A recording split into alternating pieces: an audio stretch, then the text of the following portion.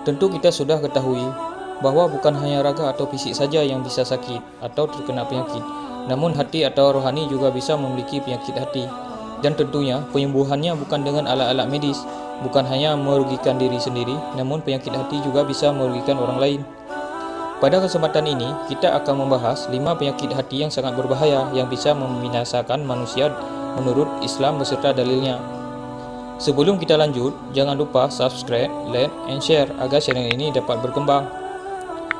Hati adalah tempat lahirnya perasaan manusia. Hati juga berperan menentukan sifat baik dan buruknya manusia. Menjaga kesucian dan kebersihan hati sangatlah penting berdasarkan sabda Rasulullah SAW. Ingatlah bahawa di dalam jasad itu ada segumpal daging. Jika ia baik, maka baik pula seluruh jasad. Jika ia rusak, maka rusak pula seluruh jasad. Ketahuilah bahawa ia adalah hati. Hadis riwayat Bukhari. Untuk itulah, salah satu fungsi agama adalah menjaga hati agar tetap baik.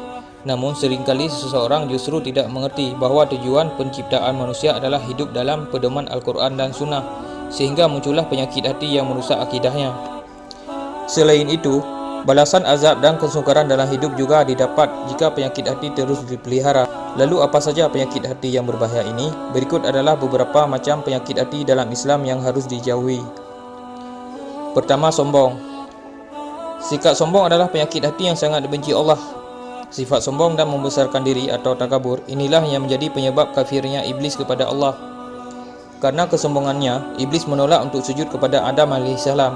Iblis menganggap bahawa dirinya lebih baik karena tercipta dari api, sedangkan Adam tercipta dari tanah. Manusia tidak berhak untuk sombong karena punya banyak keterbatasan, sedangkan berbagai kelebihan yang dimiliki pun berasal dari Allah. Dia memerintahkan kita untuk menjauhi sifat sombong, sebagaimana firman-Nya, "Dan janganlah kamu berjalan di muka bumi ini dengan sombong, karena sesungguhnya kamu sesekali tidak dapat menembus langit dan sesekali kamu tidak sampai pada senigi gunung." 2. Ujub. Ujub merupakan penyakit hati yang membawa seseorang kepada kesombongan. Ujub adalah sifat yang terlalu mengagumi diri sendiri atas semua kebaikan yang ada dalam dirinya, tanpa ingat bahawa semua karunia yang ia dapat adalah pemberian dari Allah. Ada beberapa hal yang bisa menimbulkan sifat ujub, di antaranya sering berhasil melakukan pekerjaan, meraih banyak pujian dari orang lain, punya wewenang tinggi, memiliki penampilan fisik sempurna, dan masih banyak lagi. Rasulullah bersabda, 3 hal yang membawa pada jurang kebinasaan. 1. Tamak lagi kikir. 2. Mengikuti hawa nafsu yang selalu mengajak pada kejelekan. 3. Ujub, takjub pada diri sendiri. Hadis riwayat Abdul Razak. 3. Hasad. Sifat iri dengki pada kesuksesan dan kelebihan yang dimiliki orang lain, serta keinginan agar semua kelebihan tersebut lenyap bukanlah sifat yang terpuji. Terlebih lagi, menyimpan rasa iri dengki hanya akan memperburuk keadaan diri sendiri. Alangkah baiknya setiap kelebihan dan kesuksesan orang lain dijadikan motivasi untuk meningkatkan kualitas diri jadi jauh lebih baik. Seperti firman Allah, "Dan janganlah kamu iri hati terhadap karunia yang dilebihkan Allah kepada sebahagian kamu atas sebahagian yang lain, karena bagi laki-laki ada bagian dari apa yang mereka usahakan, dan bagi perempuan pun ada bagian dari apa yang mereka usahakan. Mohonlah kepada Allah sebagian dari karunia-Nya. Sungguh Allah Maha mengetahui segala sesuatu." 4. Pelit. Kikir atau terlalu pelit dalam artian menolak menyisihkan sebahagian hartanya bahkan untuk bersedekah. Orang dengan sifat kikir tidak akan pernah mendapatkan berkah dari Allah. Pasalnya, dalam harta seseorang terdapat hak orang lain yang membutuhkannya yang tentunya harus dikeluarkan. Seperti firman Allah, "Sekali-kali janganlah orang-orang yang bakhil dengan harta Allah berikan kepada mereka dari karunia-Nya menyangka bahawa kebakilan itu baik bagi mereka. Sebenarnya, kebakilan itu adalah buruk bagi mereka. Harta yang mereka bakilkan akan dikalungkan kelak di lehernya pada hari kiamat.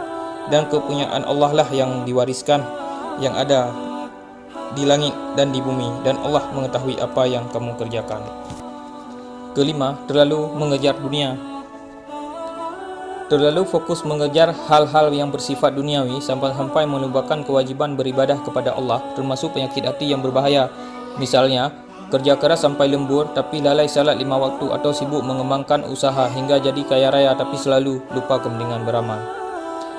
Hal-hal semacam inilah yang sesungguhnya membuat apa yang sudah diraih sebenarnya sia-sia, karena sesungguhnya tak hanya kenikmatan dunia semata tapi kehidupan di akhirat kelak juga harus difikirkan. Seseorang yang selalu mengejar dunia dan mengabaikan bahkan berpaling dari Islam akan terkena berbagai penyakit hati. Allah berfirman, "Dan barang siapa berpaling dari peringatanku, maka sesungguhnya baginya penghidupan yang sempit, dan kami akan menghimpunnya pada hari kiamat dalam keadaan buta." Berkata ia, "Ya Rabbku, mengapa engkau menghimpunku dalam keadaan buta, padahal aku dahulunya adalah seorang penglihat?" Allah berfirman, "Demikianlah, telah datang kepadamu ayat-ayat kami, maka kamu melupakannya, dan begitu pula pada hari ini kamu dilupakan."